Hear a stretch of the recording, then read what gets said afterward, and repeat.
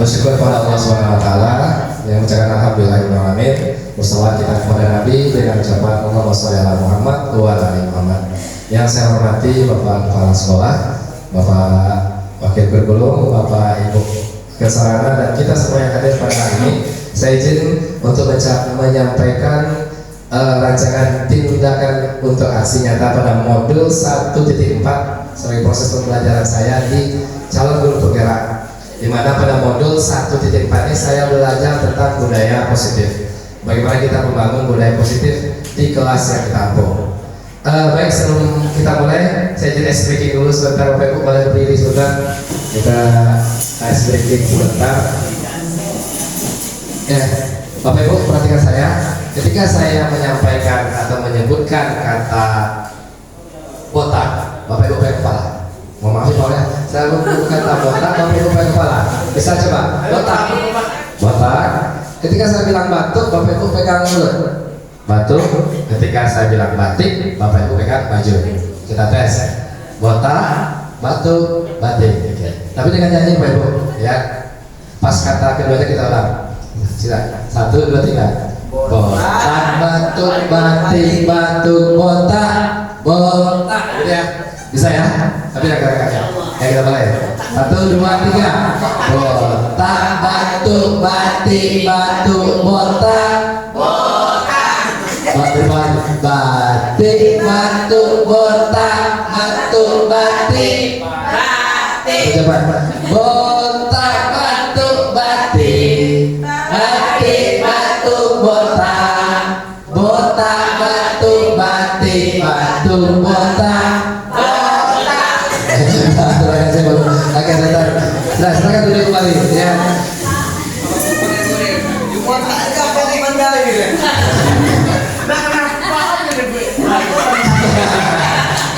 Tidak ada maksud. Ya, oke. Bapak Ibu, ini adalah contoh penerapan budaya positif.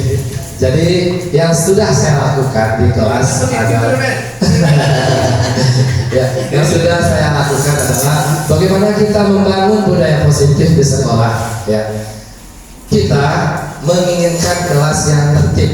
Ya, saya yakin Bapak Ibu juga menginginkan kelas yang tertib, di mana anak-anaknya nyaman belajar bersama kita. Setuju nggak Bapak Ibu? Setuju. Ya, dalam menerapkan proses menertibkan siswa tentu kita mengalami berbagai hambatan atau mengalami berbagai tantangan. Contohnya kita buat peraturan, ternyata peraturan tidak dilaksanakan, peraturan tinggal peraturan. Begitu juga dengan kesepakatan yang kita buat. Nah, saya pribadi termasuk yang sulit menertibkan siswa sebelumnya. Kenapa? Karena peraturan itu berasal dari saya. Saya tetapkan sendiri, saya bersusah payah untuk mengatur siswa sehingga habis jam pelajaran untuk membuat siswa teratur. Nah, di pembelajaran CGP ini saya belajar ternyata peraturan itu harus disepakati bersama. Itu kuncinya. Peraturan atau kesepakatan yang kita buat adalah kesepakatan yang kita sepakati bersama. Ya. Nah, ada 5 posisi kontrol guru kita sebagai guru yang bisa merubah perilaku siswa untuk mentaati aturan tersebut. Yang pertama adalah sebagai penghukum.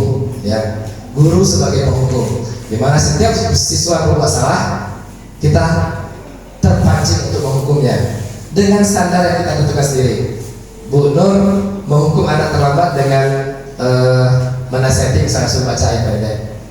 Lalu kemudian Pak Op dengan agar terlihat tegas dia menghukum siswa terlambat dengan pusat 50 kali misalnya. Mengapa Pak buat demikian? Saya pengen anaknya mendapatkan efek jerah dan sebagainya. Ternyata hal-hal yang tidak disepakati seperti itu tidak akan berakibat baik bagi siswa di depannya. Itu posisi penghukum. Yang kedua adalah posisi membuat rasa bersalah.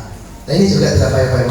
Kita mungkin dalam pelaksanaan mendisiplinkan siswa, kita berharap siswa tersebut disiplin, tapi kita buat perasaannya gara-gara kamu terlambat, Bapak pikir hari ini Bapak nanti marah setelah pulang sekolah gara-gara kamu. Contohnya, jadi semua bersalah terhadap apa yang sudah kita lakukan. Hal ini kalau kita lakukan terus-menerus juga ke depannya tidak akan baik untuk perkembangan anak kita. Yang kedua, yang ketiga, posisi kontrol kita sebagai guru adalah sebagai pemantau. Nah, pemantau ini juga sudah pernah saya lakukan. Kamu di jam pelajaran saya, kita udah sepakat nih 5 menit terlambat kamu nggak boleh masuk, ya. Itu contoh yang saya buat di kelas. Atau 5 menit kamu terlambat, saya suruh pusat tanpa saya mengetahui kenapa anak itu terlambat, apa sih itu faktor penyebabnya, itu sebagai pemantau. Jadi ternyata kalau ini kita teruskan seperti itu, kedepannya juga tidak akan baik, ya. Kita posisi sebagai pemantau. Kita juga capek jadinya setiap kali masuk, ya. Kalau dengan saya kemarin 50 pusat, misalnya 20 pusat. Jadi kita butuh waktu untuk memantau agar itu tetap konsisten dan komitmen kita lakukan. Dan yang keempat adalah guru sebagai teman, posisi guru sebagai teman. Apa contohnya? Contohnya Bu Nesa tidak membawa buku catatan, ya. Ini menurut saya bisa sebenarnya Bu Nesa tidak membawa buku catatan. Tapi di kelas saya, ya nggak apa-apa Bu Nesa. Nggak apa-apa Nesa nggak bawa buku catatan, ya gampang itu sama Bapak. Ya, kita berusaha membuat kita sebagai teman siswa. Ya, apa buruknya? Mungkin baiknya Bu Nesa aman dengan saya belajarnya. Bapak tidak marah. Atau mungkin sibuk segan, depannya mungkin saya bawa buku. Tapi ketika saya nggak ada, Bu Nesa mungkin akan mengalami sesuatu yang kurang, ya. Dia merasa tidak ada temannya di sini. Di pelajaran lain kalau dia telat membawa buku, kok dimarahin saya sama Pak Aris tidak misalnya, karena ketidaksamaan kesepakatan tadi. Dan yang paling tepat yang bisa kita lakukan adalah posisi kontrol sebagai manajer. Posisi kontrol sebagai manajer ini adalah bagaimana kita menimbulkan kesadaran kepada siswa untuk bisa berbuat lebih baik untuk menjadi pribadi yang lebih disiplin. Kita tumbuhkan, kita tanamkan kesadaran itu dalam dirinya. Apa yang sudah saya lakukan? Pertama, seperti yang saya sampaikan tadi, kita harus membangun kesepakatan bersama. Ini adalah contoh yang saya pernah buat di kelas 10 TBSMA. Kemarin saya sampaikan dengan teman 10 TBSMB. Ini adalah contoh kesepakatan kami di kelas 10 TBSMA karena saya mengajar sejarah Indonesia. Saya meminta kepada siswa kelas seperti apa yang kalian inginkan. Ya, mereka mulai menulis bersih, Pak, yang rapi dan sebagainya. Oh, ternyata kelas 10 TBSMA ini menginginkan kelas yang rapi sebenarnya. Ya, kita tahu itu kebutuhan mereka. Saya mulai menanyakan kepada mereka apa langkah kita supaya kelas kita tertib. Saya meminta mereka untuk membuat kesepakatan-kesepakatan yang akan kita jalankan bersama-sama. Nah, ini contohnya. Salah satu saya bacakan adalah kesepakatan yang saya usulkan tidak boleh berisik, ya, tidak boleh berisik. Jadi kesepakatan itu hal kecil yang bisa memberikan karakter baik pada anak. Kita harus sepakat nih di kelas 10 TBSMA kita tidak boleh berisik atau ketika ada yang berbicara yang lain mendengarkan. Nah, inilah budaya positif yang ingin kita bangun di anak-anak kita. Atau contoh kesepakatan lagi, kalau boleh tidur ketika tugas sudah selesai. Ya, kemarin saya cerita di kawan-kawan di jurusan, karena memang kelas 10 TBSM A ya, di 10 TBSMB itu rata-rata kebutuhan mereka pengen tidur. Rata-rata mengusulkan boleh tidur ketika begini-begini. Nah, saya pertama kali masuk di 10 TBSMB itu memang kondisi mata anak itu memang udah di bawah semua, betul, karena jam siang. Mereka habis tidur. Ya. Jadi kalau setelah kita mulai kesepakatan, kamu nanti boleh tidur ketika tugas kamu selesai. Oke. Dan sudah pernah kami cobakan, ternyata waktu 2 JP itu kalau tugasnya dilakukan secara standar, kecepatan standar, tinggal 5 menit waktu lagi. Ya bagaimana dia mau tidur 5 menit kan? Tapi kalau anak yang cepat mengerjanya, kalau memang jadi 15 menit tugasnya selesai, ya memang tidak saya tegur ketika dia sudah tertidur atau istirahat sebentar. Kalau kita sepakat menimbulkan budaya positif seperti itu, idealnya harapannya ke depan kelas yang kita ampu adalah kelas anak-anak yang akan memiliki karakter, yang memang memiliki komitmen untuk bersepakat terhadap hal yang sudah mereka utarakan. Itu harapannya. Jadi budaya positif ini bisa kita mulai dari dalam kelas kita. Nanti ke depannya kalau kita sepakat, hal-hal baik ini akan mulai menjalar ke kelas-kelas lain dan akan menjadi karakter di sekolah kita. Mungkin itu, maaf saya agak buru-buru, saya takut mengganggu waktu Bapak Ibu lebih lama, karena memang sudah saya lakukan kemarin di TKJ dengan rekan sejawat, cuman kondisi video tidak bagus gitu kan. Jadi saya ulang lagi di sini. Ya, mudah-mudahan apa yang saya sampaikan pada hari ini, walaupun sedikit, saya dalam proses belajar, ya, saya dalam proses belajar tidak lebih hebat daripada Bapak Ibu. Saya berulang kali teman-teman ikut dengan mengikuti CGP ini, saya sadar bahwa ilmu saya memang tidak ada apa-apanya. Ternyata yang perlu ditinggikan itu bukan hati ternyata, ya adalah harga diri kita. Yang direndahkan itu adalah hati. Ya, jadi saya belajar untuk berbagi dengan Bapak Ibu. Ternyata inilah hal yang saya lakukan. Bukan berarti yang terbaik. Saya yakin Bapak Ibu bisa membuat yang lebih baik daripada apa yang saya buat. Harapan saya, mari sama-sama kita didik anak-anak kita timbulkan budaya positif. Karena kita tahu makin kesini karakter anak-anak kita makin mengkhawatirkan. Nah, inilah yang akan kita tamatkan atau kita lepas nanti ke masyarakat. Ya. Anak-anak kita sudah mulai berkurang karakternya. Jadi harapan saya ketika orang tua sudah menitipkan anaknya di sini, mudah-mudahan ada perubahan pada karakter. Nanti akan timbul nilai-nilai kebajikan. Saya berpesan kepada anak-anak, yang namanya nilai kebajikan dimanapun akan berlaku, ya, akan berlaku dimanapun kalian berada nanti. Walaupun kalian belajar sekarang, apa hubungannya Pak kalau kami panjang rambut? Kan ada hubungannya dengan belajar kami seperti itu. Tapi yang diajarkan kepada kalian bagaimana mematuhi peraturan. Itulah disiplin tadi. Mungkin itu Bapak Ibu. Ada pertanyaan? Saya rasa cukup ya. Ada pertanyaan boleh setengah satu atau dua pertanyaan. Saya ingin berlama-lama, saya ingin sekali berbagi dengan Bapak Ibu, ingin sekali diskusi. Karena saking kapan saya orang hebat semua, banyak yang bisa saya pelajari dari Bapak Ibu. Nah, dari 5 yang Bapak sampaikan tadi itu, mana yang menurut Bapak yang harus kami? 5 posisi kontrol. Ya, ya, itu jawab saya balik tanya. Kalau saya tanya balik pada Pak sedang menjalankan posisi yang mana sekarang ini?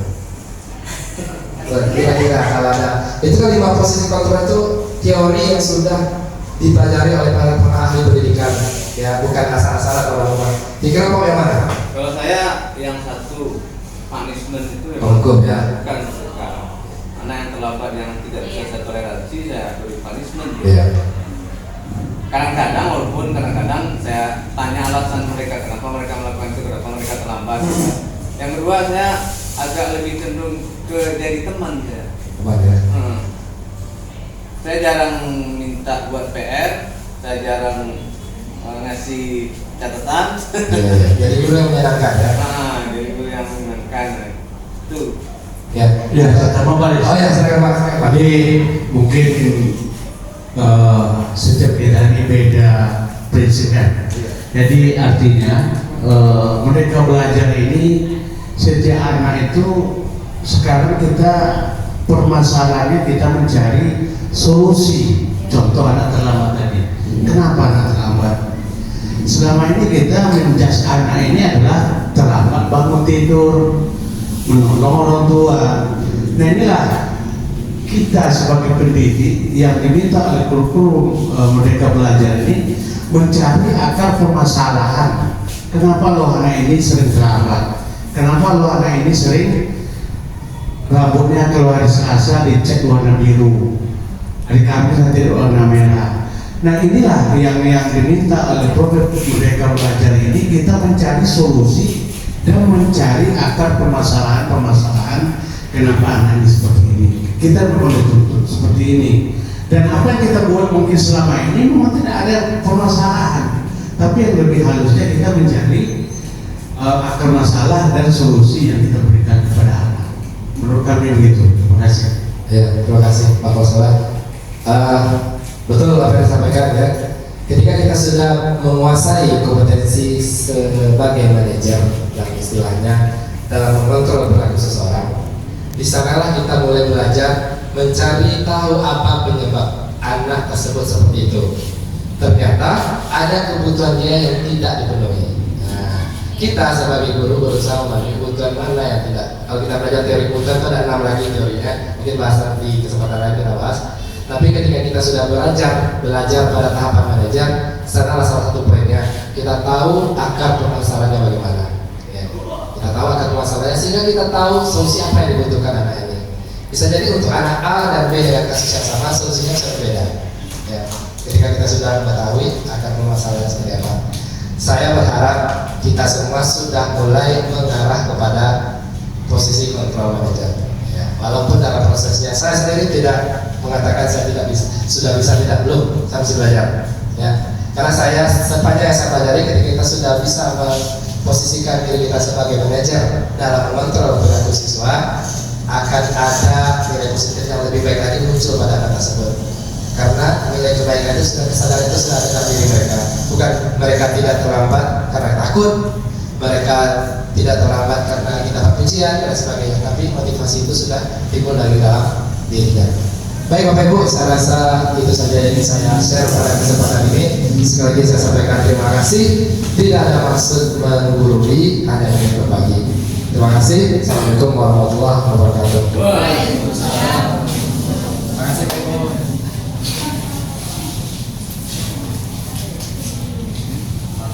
Oke. Pak, mantap ya.